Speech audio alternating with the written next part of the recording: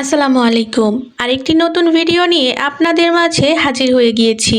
প্রতিদিন ইফতারে একই খাবার না খেয়ে মাঝে মাঝে এরকম খিচুড়ি হলে আর কিছুই লাগে না। তো আজকে রান্না করব ছোলা বুট খিচুড়ি। তো ভিডিওটি দেখতে থাকুন।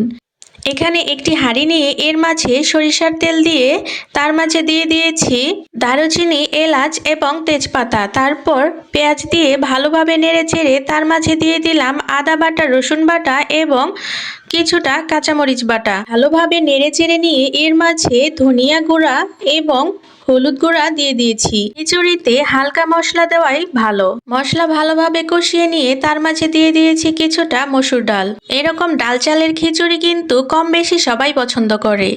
এরপর এখানে দিয়ে দিলাম কিছুটা মুগ ডাল। ভালোভাবে কষিয়ে নিয়ে তার মাঝে চালটা দিয়ে দিয়েছি। কিছুক্ষণ ভালোভাবে নেড়েচেড়ে ভেজে নিব।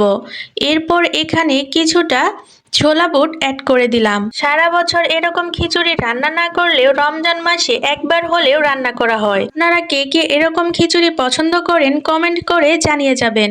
তো এর মধ্যে কিছুটা গরম পানি দিয়ে দিলাম যাতে খিচুড়ির টেস্টটা আরো ভালো হয়। হালকা মশলা দিয়েও দেখুন খিচুড়ির কালারটা কত পারফেক্ট এসেছে। যারা যারা এরকম খিচুড়ি এখনো ট্রাই করেননি অবশ্যই একবার ট্রাই করে দেখবেন। আশা করি ভালোই লাগবে। তো খিচুড়ি রান্নার শেষ পর্যায়ে কিছুটা ধনিয়া পাতা দিয়ে দিলাম। এতে করে খিচুড়ির টেস্টটা দ্বিগুণ হয়ে যাবে। এই তো তৈরি হয়ে গেছে মজাদার ছোলা বুট খিচুড়ি। ভিডিওটি দেখার জন্য আপনাদের সবাইকে ধন্যবাদ।